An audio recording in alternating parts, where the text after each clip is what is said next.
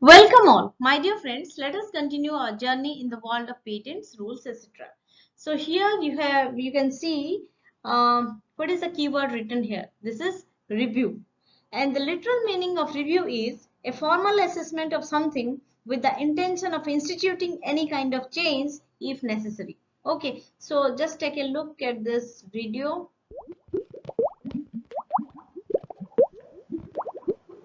That means keenly observing with the sun and the water anything, but it's okay, it's just a little this is just a symbolic view, nothing else, just to make you understand what review is. Okay, and why I'm telling why I'm giving utmost importance to this term, because this term is the base of form number 24 and its relevant sections and rules. Fine, okay, let us proceed then.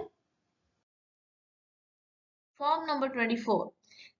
The relevant sections are 77. Yeah, section 77, and specifically here given section 77, subsection 1, clause F and clause G as well. Okay, and rules are rule 130 only, with specifically sub-rule 1 and sub-rule 2. Okay, so the title for form number 24 is application for review or setting aside controller's decision or order. Okay, the title for section 77 is controller to have certain powers of a civil court. Fine. Now, title for rule 130 is application for review of decisions or setting aside of orders of the controller.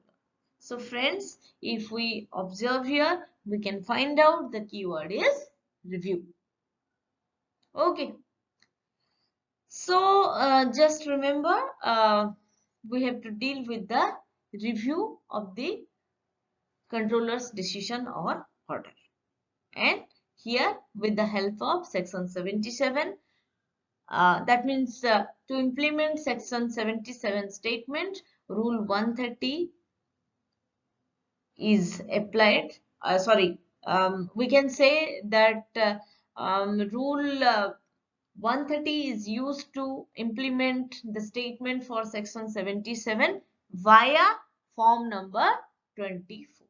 Form number 24, review. Just remember like this. Fine. Let us proceed.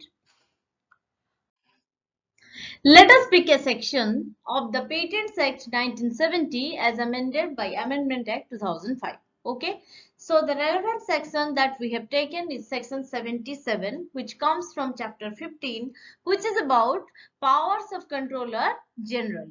Okay, and here my friends, we can see that section 77 has the title controller to have certain powers of a civil court. Okay, let us proceed. Section 77 has two subsections. Okay, I have picked up some key phrases from the respective subsections. Okay, so the key phrase from subsection 1 is powers of a civil court. Okay, and the key phrase from subsection 2 is a decree of a civil court. Okay, so if you can, you just remember these things like power of a civil court, and this discusses about the power and a decree of the civil court. That means the second section subsection discusses about the decree of a civil court. So if you remember these two key phrases, you can very easily recall the what the subsection is about of a respective or a specific section. Okay, so let us proceed. I have picked up my words, you can pick up yours. Subsection 1 says, subject to any rules made in this behalf, the controller in any proceedings before him under this act shall have the powers of a civil court while trying a suit under the Code of Civil Procedure 1908 in respect of the following matters, namely, Clause A, summoning and enforcing the attendance of any person and examining him on oath. Clause B is requiring the discovery and production of any document. Clause C is receiving evidence on affidavits. Clause D is issuing commissions for the examination of witnesses or documents. Okay, so friends, here what do you mean by summoning? Summoning means ordering someone to be present. What is enforcing? This is compelling for compliance of the law. And what is an affidavit? This is a written statement confirmed by oath or affirmation. Fine. So actually, what is the essence of this subsection? The analysis, or we can say, this talks about the power of the controller.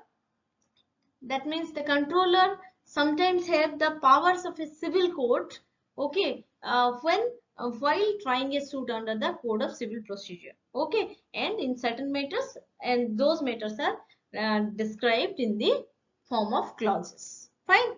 So I hope it is pretty much clear now. One thing I would like to tell you, what is an issuing commission? We can say that the purpose of issuing commission is to impart justice, and in-depth investigation is also done. Fine. Subsection 1 is continued with E, that means clause E, awarding cost. Okay. And what does it mean? This means the cost of an action are usually awarded to the successful litigant in a court. Okay. Next is clause F. This is about reviewing his own decision on application made within the prescribed time and in the prescribed manner.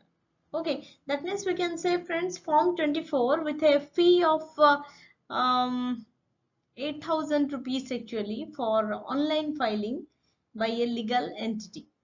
The application should be made within 1 month from the date of communication of decision to the applicant.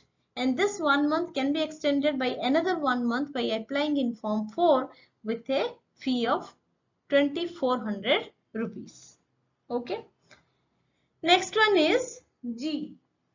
Clause G. Setting aside an order passed ex parte on application made within the prescribed time and in the prescribed manner.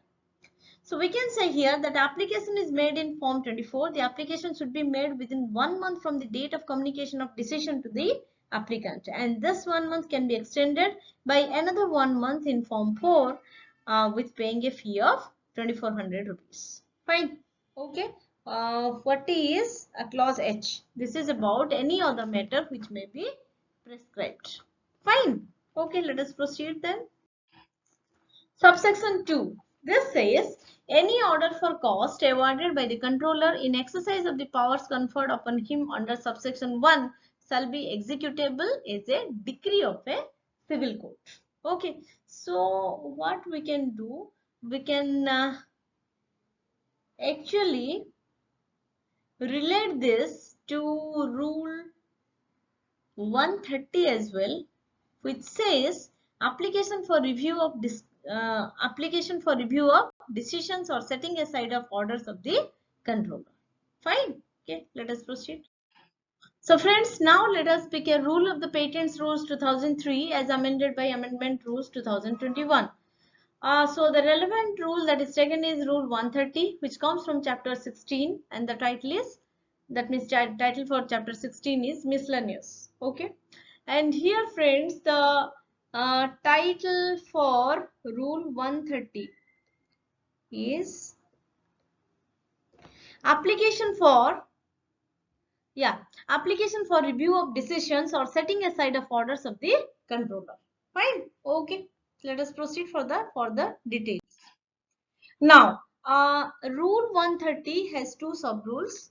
Okay, so I have taken some key phrases from them. So key phrase for sub rule 1 is for the review of his decision, and key phrase for sub rule 2 is for setting aside an order passed by him. So you can pick here that one deals with the review of the decision and one deals with the setting aside of the order passed by him. Okay, so I have chosen my key phrases. You can choose your own. Okay, friends, just let us proceed. Subrule 1 says an application to the controller for the review of his decision under clause F of subsection 1 of section 77 shall be made in form 24 within 1 month from the date of communication of such decision to the applicant, or within such further period not exceeding 1 month thereafter, as the controller may, on a request made in form 4, allow, and shall be accompanied by a statement setting forth the grounds on which the review is sought. Where the decision in question concerns any other person in addition to the applicant, the controller shall forthwith transmit a copy of each of the application and the statement to the other person concerned. Okay, so here friends, nothing is there. Actually, whatever we have discussed in section 77, this how to implement those, that is only written here. So you can very well compare their subsections and subrules of, that means subsections of section 77 and subrules of rule 130. Fine. So let us proceed.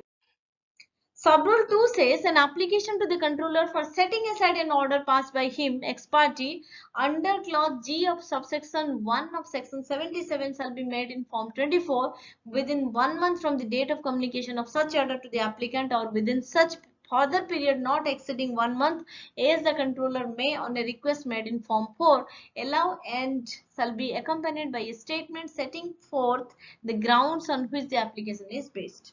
Where the order concerns any other person in addition to the applicant, the controller shall forthwith transmit a copy of the application, copy each of the application and the statement to the other person concerned. Okay, so this way friends, you can very well map between the subsections and subsections of section 77 and subrules of rule 130. Okay, this also you can see this try to implement the statement that was given in section 77.